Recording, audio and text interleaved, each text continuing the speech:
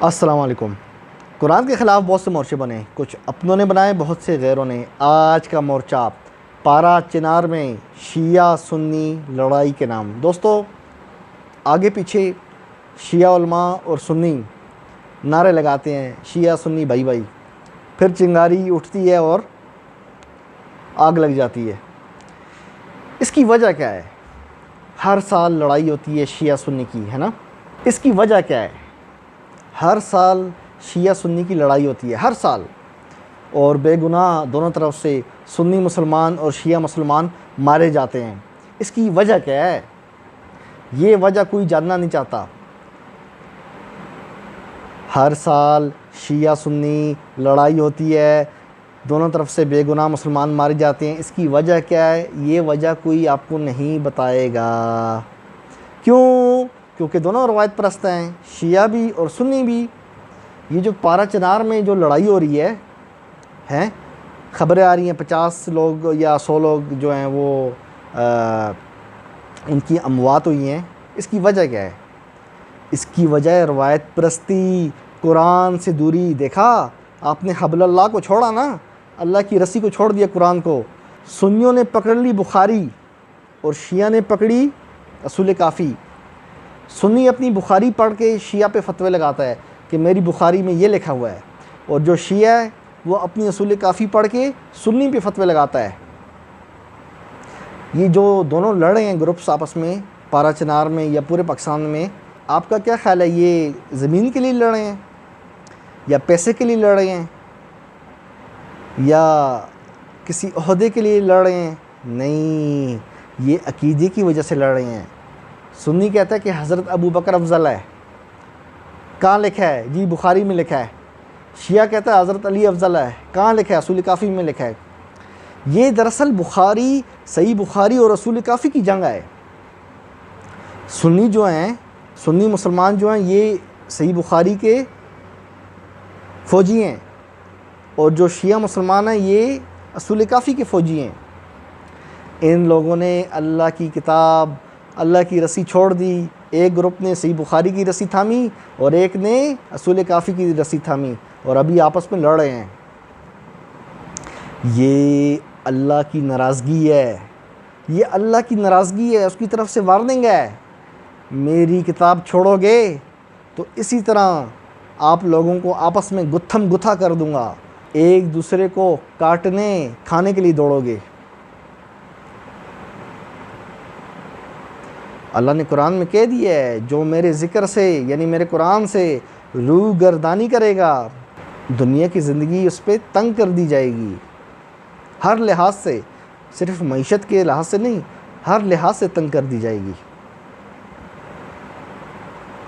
جتنے بھی پارا چنار میں یا کہیں بھی شیعہ سنی مجھے سن رہے ہیں، جو شیعہ سن رہے ہیں اکثریت ان کی ادھر ہے۔ بھائی آپ کی اصول کافی میں لکھا ہے کہ ہر روایت کو قرآن پہ پیش کرو، قرآن مین چیز ہے، جو قرآن کے مطابق ہے لے لو، جو مخالف ہے چھوڑ دو۔ آپ لوگوں نے گھوم پھر کے واپس قرآن کی طرف ہی آنا ہے، یہی تو میں آپ کو سمجھا رہا ہوں۔ ہم میں اور آپ میں کیا فرق ہے؟ آپ گھوم پھر کے آتے ہو اور ہم لوگ سیدھا ڈائریکٹ آتے ہیں۔ آپ کی اصول کافی میں لکھا ہے ہر چیز کو قرآن پہ پیش کرو۔ سنیوں کے صحیح بخاری میں لکھا ہے کہ نبی علیہ السلام سے منسوب روایت ہے کہ آپ نے اپنی وفات کے بعد قرآن تھامنے کی وصیت کی، جو ہم نے تھاما ہوا ہے۔ آپ لوگوں میں سے جو ویڈیوز دیکھ رہے ہیں اکثریت نے چھوڑا ہوا ہے۔ آپ لوگوں کے دلوں میں صحیح بخاری، صحیح مسلم بیٹھی ہے، اور جو شیعہ بھائی ہیں ان کے دلوں میں اصول کافی اور نہج البلاغہ بیٹھی ہے۔ ان کتابوں کو اپنے دلوں سے نکالو، واپس قرآن کی طرف آؤ، حبل اللہ کو تھامو۔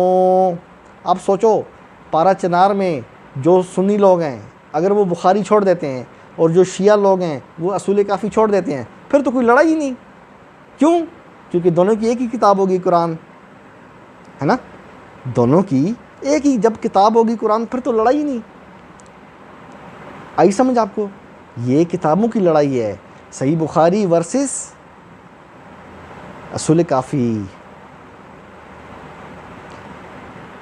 سنی صحابہ کو زیادہ مانتے ہیں، شیعہ حضرت علی اور ان کی آل کو زیادہ مانتے ہیں۔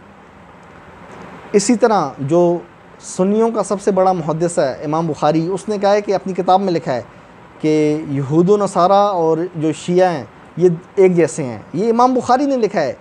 یہ جو نفرت کا بیج ہے نا، یہ ان کے بڑوں نے بویا ہے، دونوں کے. امام بخاری نے لکھا ہے یہودی اور عیسائی کے برابر ہے شیعہ. ان کے پیچھے نماز پڑھنا اس طرح ہے جس طرح یہودی یا عیسائی کے پیچھے پڑھنا. امام بخاری کہہ رہا ہے، میں نہیں کہہ رہا. اسی طرح اہل تشیع کی کتابوں میں بھی لکھا ہے کہ سنی کا جنازہ ہو تو آپ نے پڑھنا ہے. یعنی ہر شیعہ نے سنی کا جنازہ پڑھنا ہے، لیکن دعا میں جب دعا کرتے ہیں نا، اس پہ لعنتیں بھیجنی ہیں، اس پہ بدعا کرنی ہے. او بھائی، یہ نفرتیں دونوں کے بڑوں نے بیچ بو کے گئے ہیں. پارا چنار کی جو عوام ہے جو مجھے سن رہی ہے، میں آپ سے بات کر رہا ہوں اور کسی سے بات نہیں کر رہا. اصول کافی چھوڑ دو، اور جو سنی ہیں ادھر رہتے ہیں، اب صحیح بخاری چھوڑ دو، قرآن کو پکڑو. قرآن کو نبی علیہ السلام اپنے سے منسوب روایات چھوڑے جانے کا قیامت کے دن شکوہ نہیں کریں گے، قرآن چھوڑے جانے کا شکوہ کریں گے. امت نے چھوڑ رکھا تھا، آپ لوگوں نے چھوڑ رکھا ہے. افضل کون ہے یہ تو قیامت کے دن پتہ لگے گا. افضل کون ہے، رپورٹ کارڈ تو ادھر کھلے گا. آپ لوگ جو رزلٹ ہے آپ دنیا میں چاہ رہے ہو، نہیں جی حضرت علی افضل ہے، ہماری اصول کافی میں آگے بس بات ہوگی، اب ختم. جو سنی کہے گا نہیں جی حضرت ابو بکر افضل ہے، صحیح بخاری میں آ گئے تو بس ہم کچھ اور سننا نہیں چاہ رہے. اب ایک دوسرے کی گردنیں کاٹ رہے ہو. قیامت کے دن آپ لوگوں نے اللہ کو جواب دینا ہے. یہ آپ کیا کر رہے ہو؟ روایت پرستی کا مرض انسان کو پاگل بنا دیتا ہے. پھر یہی ہوتا ہے جو آپ لوگ کر رہے ہو. میں پھر کہتا ہوں، ان چیزوں کو چھوڑو. بخاری چھوڑو، اصول کافی چھوڑو، اپنی کتابیں چھوڑو. جو اصلی کتاب ہے، جب نبی علیہ السلام کی وفات ہوئی تھی صرف اونلی ون، اکیلے ایک کتاب تھی. کیا؟ قرآن. بخاری نہیں تھی، مسلم نہیں تھی، اصول کافی نہیں تھی، نہج البلاغہ نہیں تھی 4 صدی کی.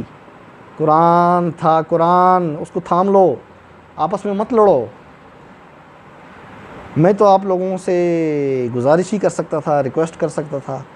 میرا کام ہے دروازہ کھٹکھٹانا، آپ کھولو نہ کھولو آپ کی مرضی. دوستو، دیکھا آپ نے روایت پرستی کا کیا انجام ہوتا ہے.